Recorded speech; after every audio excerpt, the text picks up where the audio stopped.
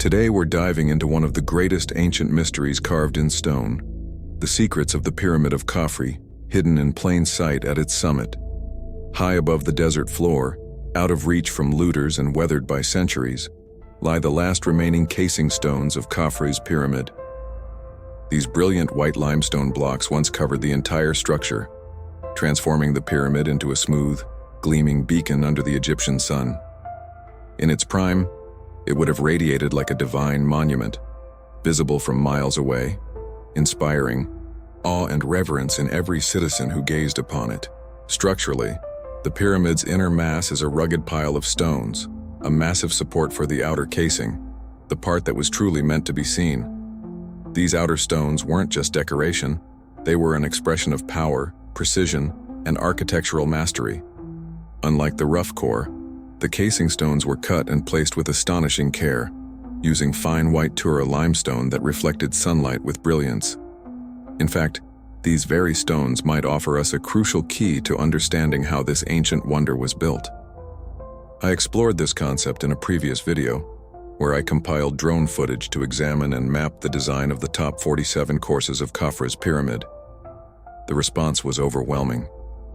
Viewers from around the world shared fascinating ideas, some even suggesting ways to turn the layout into a 3D model for deeper analysis. Unfortunately, the drone footage wasn't clear enough to go beyond what I had already discovered, but I made two important observations from my original survey. Gaps between the uppermost stones may have once held wooden scaffolding or supports, which were later filled with smaller stones or mortar that has since eroded away. Uniquely shaped bonding blocks appeared to connect larger corner casing stones with smaller middle stones. These special blocks were distinguishable by their smaller size and sharply tapering sides. These clues point to deliberate engineering, possibly revealing construction methods long lost to time. But there was a problem. Only about 30% of the surviving casing stones were visible and clear enough to analyze properly. To give you an idea of the scale, each face of the pyramid still retains roughly 2,000 casing stones, all clinging stubbornly to its flanks. That's thousands of opportunities to uncover new details about its construction. So how do we study them? That brings us to the next phase of this project, a close-up look like never before. After my first mapping attempt, a generous viewer shared some incredibly sharp photographs of the summit. While still not detailed enough for a complete mapping, those photos sparked an idea. What if I could capture the needed images from the ground, myself? This came with serious challenges. The closer you stand to the pyramid, the worse your viewing angle becomes for the summit. But the farther back you go, the more zoom power your camera needs. I estimated that a distance of about 200 meters from the base would give me a good balance, placing me roughly 340 meters from the summit. I mapped out these coordinates in advance, using satellite imagery, planning my position carefully. Choosing the right camera gear wasn't easy either. Since this was technically a tourist visit, I had to bring equipment that wouldn't raise eyebrows or attract the wrong kind of attention. In Egypt, there's often a blurry line between what's allowed and what's forbidden, and it can change on the whim of a security guard with a rifle. To make matters more difficult, tripods are banned at ancient sites.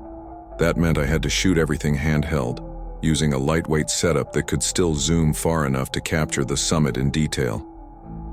For the camera nerds out there, I used a full-frame 35mm sensor setup with an effective 840-meter focal length. It was compact enough to fit in a regular backpack and light enough to use without a tripod, at least for short bursts. When the big day arrived, it was clear this wouldn't be easy. My driver chuckled at my camera kit and advised me to keep it hidden when not in use. I already planned to, but his reaction didn't exactly boost my confidence. Access was another obstacle. The western side of the pyramid was completely off limits, along with the western base, closed to tourists during my visit.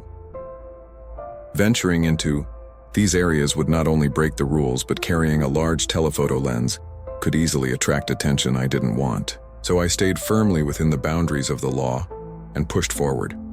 What followed was the beginning of the most detailed photographic survey ever attempted of Khafre's summit casing stones. Every stone tells a story, every seam and slope, could hold clues to how this ancient masterpiece was truly built. Not theoretically, not possibly, but actually. Stay tuned as we uncover these clues, etched in stone by the hands of ancient builders over 4,500 years ago. I figured 3 of 4 sides would be good enough. Also, the western face is opposite from the quay, the most heavily damaged DED, and the least likely side to contain patterns that might reveal a construction method. I began on the north side, a bit shy of 200 m from the base, because the western cemetery was also off limits and stood upon a small bluff next to the road. As I hoisted my long lens towards the apex of the pyramid, the wind picked up and it actually began to rain a little. The pyramid wasn't going to give up its secrets easily, but I had come prepared and had even practiced on a skyscraper in my hometown, I mention. These details not only because I hope you'll find them amusing, but also to point out why nobody else has done this work before. It's not just a matter of buying expensive equipment and pointing it at the pyramid. There are tight constraints, and only careful planning made such a job possible. Mapping stones from a low angle added the challenge of accounting for that geometry, but it was delightful to see their layout better than anyone since the pyramid was constructed 4,500 years ago. Could see the builders had best practices, but occasionally would bend design rules based upon constraints at the time. This is in essence what the tapered bonding stones represent. The easiest way to fit separated casing stones together was with a smaller block that could slide down from above, starting again at the top. I discovered my images were better than drone videos for spotting details, and therefore could improve on work I had already completed. It was time to look at the pyramid, as it was actually built rather than a model of perfection which Cafe wanted to project far and wide. The first thing I looked for was the masonry gaps at the top of the south face, hoping to determine if they were in fact the remnants of scaffold. Anchoring points, the results were mixed, but the possibility for this construction method still remains this little casing. Stone, which originally caught my attention, looks more like a broken end as it matches the appearance of its neighbor. Upon closer inspection, here was another potential example of a tiny fitted stone, but whether or not it's a broken fragment is more of a toss-up. However, this section looks stranger than ever, and having inspected 6,000 casing stones, I can say that no other block has such an appearance. Is it a crushed end which has deformed with moisture and or instead the remnants of mortar and limestone filling the gap? And what about this little hole right above it? Is it a chipped corner with a deformed edge or a gap that was filled in by the builders? The visual data was not conclusive. Butler measurements of the pyramid apex would tell us. If these gaps are explainable by the movement of stones with enhanced resolution, we can see that the top of the pyramid has separated slightly, as shown by the angle of its slope increasing. However, the separation distance appears to be smaller than what can account for the gaps between stones. At the highest courses, these gaps may still be a combination of pyramid separation and original spacing made to hold scaffolding. Now let's discuss the small tapered blocks, which I call bonding stones, that can give us real insight into the construction methods for CFR's pyramid. It's important to understand why these bonding stones exist, and also how we can distinguish them from other casing stones when assembling the pyramid. There would obviously be many different work crews laying stones simultaneously to finish the job as efficiently as possible. Laying one stone next to another is a simple task. You cut the ends to match and then shove them together laterally. But with many crews working on different sections at the same time, eventually those sections would need to be joined together. This job of connecting two completed sections is more complicated because you can't just push their sides together as you would before. Hypothetically, a fitted stone could slide in from behind, but this would be extremely difficult. The reason is that a stone would need to travel perfectly straight to not get caught on either side, given the weight of these stones and the force required to move them. Such precise movement would be quite challenging. The solution revealed by the bonding blocks is that a casing stone could be maneuvered more easily from above and then slide down into place.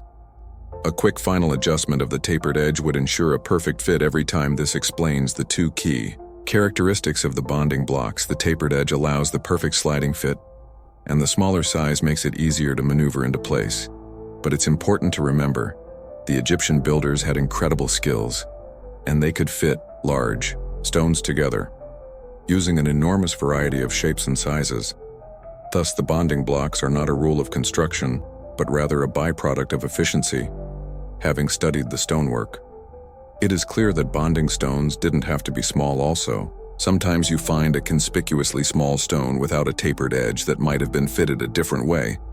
But if you loosen parameters of what could be considered a bonding stone, then you start getting false positives for other stones that just happen to be shaped similarly. I wish my methodology was perfect, but just like the builders, I had to accommodate the blocks that were available. Thus, the rules for a bonding stone are that it must be much smaller than average for its course, with one or both sides tapering sharply downward. Each rule could be relaxed slightly for the other. Thus, a dramatically small block wouldn't need quite as tapered of an edge, or a block with dramatically tapered edges could be slightly less petite, but neither rule could be broken. And thus, a bonding stone always needed a downward tapered edge and a smaller than average size for its course. Distinguishing by each course mattered because courses were built with different heights and varying average lengths of stone with only the most probable bonding. Stones identified the building pattern of the pyramid, emerged lost for 4,500 years. We can now see the exact locations the builders chose to join. Finished stonework. Starting on the north side, you see them run vertically up the pyramid and join together as the surface area decreases. The horizontal spacing between streams of bonding stones is consistent until they sharply converge upon one another. It's breathtaking to see the ancient past emerge this way, hidden in plain sight. Since the dawn of civilization, looking at the east face of the pyramid, a similar pattern of bonding stones is seen. Notably, the streaks of bonding stones converge down to two at the same elevation near the top. Finally, the south face of the pyramid shows the same general layout as the others, and by comparing these three patterns, we can reach some important conclusions about pyramid construction. The first conclusion is that, for Khufu's pyramid at this high elevation, there was no primary external access point or ramp that would distinguish one face from another. If this were the case, the bonding stones would not follow the same pattern on all sides. The western face remains less certain, but the layout of the Giza plateau makes it an unlikely candidate for such a design. Next, we notice the center of each face does not have any bonding. Stones proving the center lines were always a starting point for the casing stones rather than a finishing one. This eliminates the center lines as a point of external access. Furthermore, the corners of the pyramid do not always have bonding stones near them, even though they are frequently found there. What these patterns show is that when laying the casing stones near the top of Khufu's pyramid, there was no external structure or ramp obscuring the faces. The builders wouldn't always set casing stones from the center of a face outward. If there was any external obstruction, the bonding stones would have clustered at the location of an access ramp before it was elevated, this being the final point of stonework for each course, but that never happened, and there is no evidence for an external ramp on the casing. Stones, the largest casing. Stones were the corner blocks, and they were set early. Next, stones were laid from the center outwards with additional starting points in between the center and the corners, as space allowed for each side of Khufu's pyramid was constructed this way. This is no longer speculation. This is what the physical evidence clearly reveals. Many construction models can be confidently laid to rest, now ranging from the pretty good one of Fender Pet Tray down to the more ridiculous design of Mark Lehner. If there was any large ramp or embankment AB butting the face of a pyramid, there would be no reason to lay the casing stones from the center outwards. You would start from opposite the ramp and finish the course at the ramp's upper end. The ramp would obscure the outer geometry of the pyramid on that side, and thus there would be no benefit to always laying the casing stones from the center.